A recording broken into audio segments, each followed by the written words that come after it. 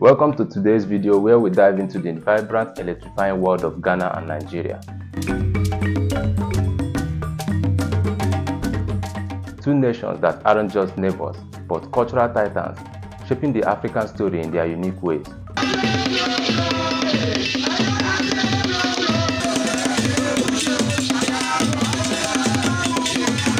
Whether it's the spicy jollof rice wars, the jollof of Ghana is the best jollof for as long as it is eaten in Ghana.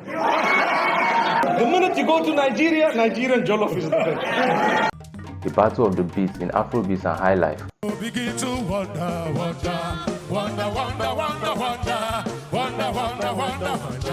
till you turn to wonder. or even social media roast sessions that go viral. These two countries have an undeniable connection. But beneath all the fun and banter lies a story of shared history, deep pride, and a touch of rivalry. On the west coast of Africa lie Ghana and Nigeria, two countries with a combined influence that stretches far beyond the continent. Ghana, the land of gold and rich cultural heritage, and Nigeria, African giant, known for its booming economy and larger-than-life personalities. Their bond runs deep, shaped by centuries of history, from the colonial era to their struggles for independence. Did you know both countries gained independence from the British around the same time? Ghana in 1957. At long last, the battle has ended. Ghana, your beloved country, is free forever. And Nigeria in 1960. Mr. Albert Congo raises the flag of the new nation. Nigeria, we hail thee, our own dear native land. Though tribe and tongue may differ, in brotherhood we stand. Both are members of ECOWAS, championing economic growth in West Africa. Yet, despite being neighbors, these two nations have cultivated unique identities, each proud of its roots. Let's start with what ties them together. First, let's talk about the heart of it all: culture. Ghana and Nigeria are melting pots of diverse ethnic groups, languages, and traditions. Ghanaians have the Akan, the Ewe, and the Ga peoples, while Nigeria boasts over 250 ethnic groups, including the Yoruba, Igbo, and Hausa. Their music is a cultural export the world can't ignore. Ghana introduced high life, a genre that laid the foundation for modern African music.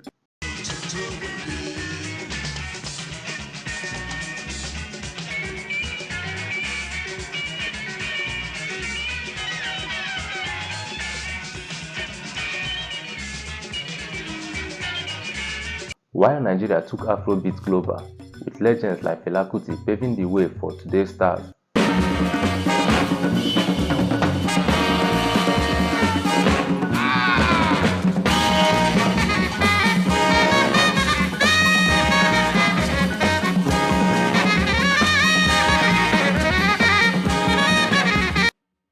Now, here is where it gets interesting. Ghana and Nigeria may be similar in many ways, but their differences are just as striking.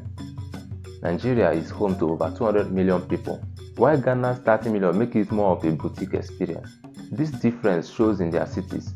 Accra is calm and organized, while Lagos is chaotic, bustling metropolis that never sleeps. Economically, Ghana is known for its gold, earning it the nickname Gold Coast, and its top-tier cocoa, fueling its global chocolate industry. Nigeria, on the other hand, sits on a sea of oil, making it Africa's largest crude exporter. And then there is food. Ghanaians have their wake, a mix of rice, beans, and spices that is a national favorite. Nigerians can't live without pounded yam and egusi soup.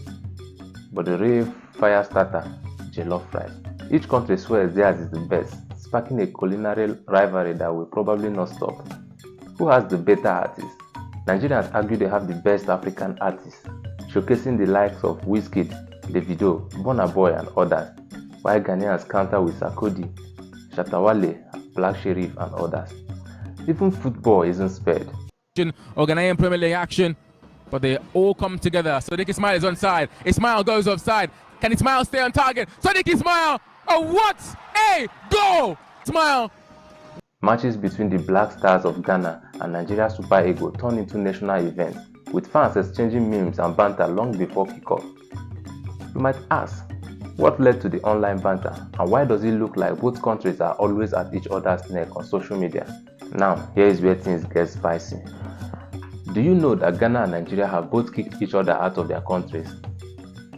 Let's start with Ghana in the late 1960s. In 1969, Ghana, under the leadership of Kofi Bousai, the newly elected Prime Minister of Ghana, passed the Alliance Compliance Order. The policy was aimed at removing undocumented foreigners, particularly Nigerians. As a result, thousands of Nigerians living in Ghana were suddenly given a deadline to leave the country. This law targeted not only those without proper documentation, but also those who were considered illegal immigrants. They were given just 2 weeks to pack up and leave, with the government offering no formal protection for their businesses or homes. For many Nigerians who had established lives in Ghana, this was a shock. They had been living and working in the country for decades, and many had invested heavily in businesses, homes, and communities. The expulsion created chaos, with families hastily packing their belongings and whatever they could find. Thousands of people fled across the border back to Nigeria, leaving behind their livelihood and homes. While the exact number of Nigerians affected is debated, estimates suggest that between 50,000 to 100,000 people were deported. This event deeply scarred the relationship between the two countries and left a lasting bitterness that would surface again years later. Fast forward to 1980s, and Nigeria said, "Your turn." Well, if they don't leave, they should be arrested and tried and sent back to their homes. In 1983, Nigeria faced its own set of economic crises.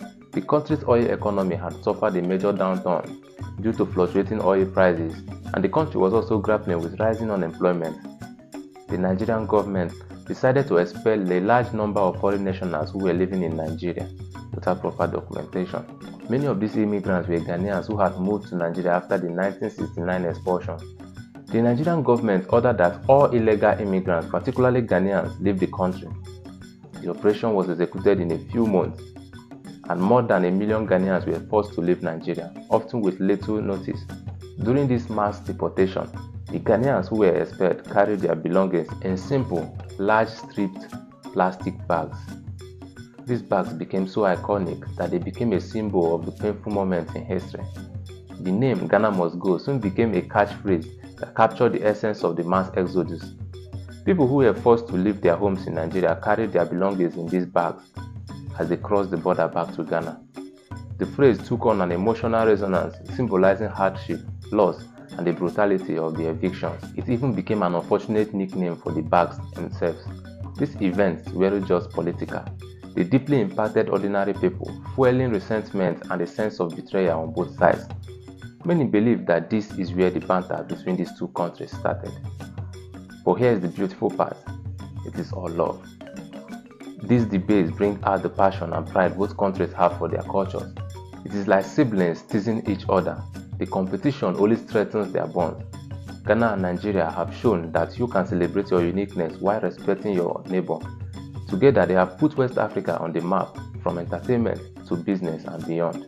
So the next time you see a Ghanaian and Nigerian arguing over jollof rice or bragging about their music, remember, it is not just banter. It is a celebration of history and their shared greatness. What is your take on the Ghana-Nigeria connection? Let's keep the conversation going in the comments. My name is Thank God, and this is SY Times.